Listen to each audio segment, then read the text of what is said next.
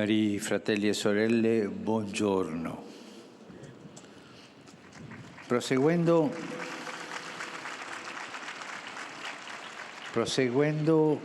la nostra riflessione sul discernimento, in particolare sull'esperienza spirituale chiamata consolazione, dalla quale abbiamo parlato l'altro mercoledì, ci chiediamo come riconoscere la vera consolazione. È una domanda molto importante per un buon discernimento, per non essere ingannati nella ricerca del nostro vero bene. Possiamo trovare alcuni criteri di un passo dell'esercizio spirituale di Loyola. Se nei pensieri tutto è buono, dice Sant'Ignazio, il principio, il mezzo e la fine, e se tutto è orientato verso il bene, questo è un segno dell'angelo buono. Può darsi invece che nel corso dei pensieri si presenti qualche cosa cattiva o distrattiva o meno buona di quella che l'anima prima si era proposta di fare, oppure qualcosa che indebolisce l'anima, la rende inquieta, la mette in agitazione e le toglie la pace, le toglie la tranquillità e la calma che aveva prima. Questo allora è un chiaro segno che quei pensieri provengono dello spirito cattivo. Perché è vero, c'è una vera consolazione, ma anche ci sono delle consolazioni che non sono vere. E per questo ci vuole capire bene il percorso della consolazione, come va e a dove mi porta. Se mi porta una cosa che va meno, che non è buona, la consolazione non è vera, è finta, diciamo così. E queste sono indicazioni preziose che meritano un breve commento. Cosa significa che il principio è orientato al bene, come dice Sant'Ignazio di una buona consolazione? Ad esempio, mettiamo un esempio, ho il pensiero di pregare e noto che si accompagna ad affetto verso il Signore e il prossimo, invita a compiere gesti di generosità e di carità. È un principio buono. Può invece accadere che quel pensiero sorga per evitare un lavoro o un incarico che mi è stato affidato. Ogni volta che devo lavare i piatti o pulire la casa, mi viene una grande voglia di mettermi a pregare. Succede questo nei conventi, Ma la preghiera non è una fuga dai propri compiti, al contrario è un aiuto a realizzare quel bene che siamo chiamati a compiere qui e ora.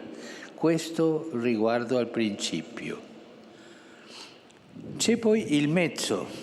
Sant'Ignazio diceva che il principio, il mezzo e la fine devono essere buoni. Il principio è questo.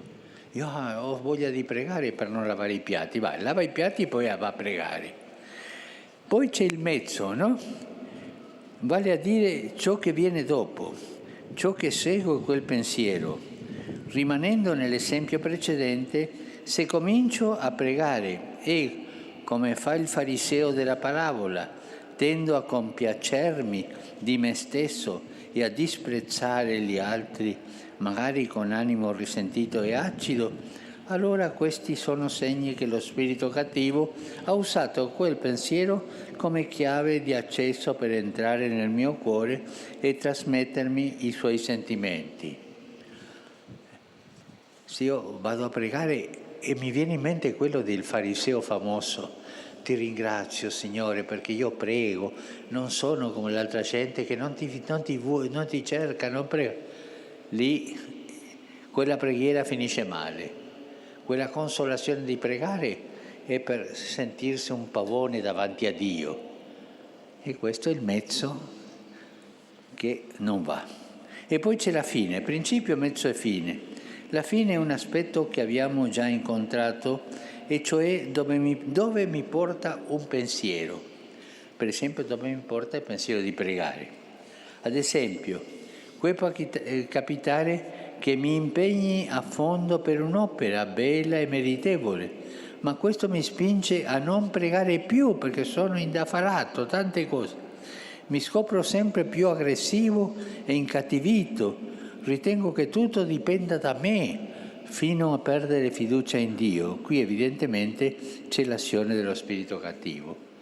Io mi metto a pregare, poi nella preghiera mi sento onnipotente, che tutto deve essere in mano di me perché io sono l'unica che sa portare avanti le cose, evidentemente che non c'è il buono spirito lì. Cioè, esaminare bene il percorso dei nostri sentimenti e il percorso dei buoni sentimenti, della consolazione, nel momento che io voglio fare qualcosa. Come è il principio, come è la metà e come è la fine. Lo stile del nemico, quando parliamo del nemico parliamo del diavolo, ma il demonio esiste, c'è. Lo stile di lui, lo sappiamo, è di presentarsi in maniera subdola, mascherata. Parte da ciò che ci sta maggiormente a cuore e poi ci attrae a sé, a poco. Il male entra di nascosto senza che la persona se ne accorga e con il tempo la suavità diventa durezza. Quel pensiero si rivela per come è veramente. Da qui l'importanza di questo paziente ma indispensabile esame dall'origine e della verità dei propri pensieri. È un invito a prendere dalle esperienze, da quello che ci capita, per non continuare a ripetere i medesimi errori. Quanto più conosciamo noi stessi, tanto più avvertiamo da dove entra il cattivo spirito, le sue password, le porte d'ingresso nel nostro cuore, che sono i punti su cui siamo più sensibili, così da farmi attenzione per il futuro. Ognuno di noi ha i punti più sensibili, i punti più deboli della propria personalità, no? E da lì entra il cattivo spirito e ci porta per la strada non giusta o ci toglie della vera strada giusta, no? Vado a pregare ma ci toglie dalla preghiera. Gli esempi potrebbero essere moltiplicati a piacere, riflettendo sulle nostre giornate. E questo dobbiamo farlo. È così importante l'esame di coscienza quotidiano. Prima di finire la giornata, fermarsi un po'. Cosa è successo? No nei giornali, no nella vita. Cosa è successo nel mio cuore? Il mio cuore è stato attento, è cresciuto o è stata una strada che passava tutto alla mia insaputa? Cosa è successo nel mio cuore?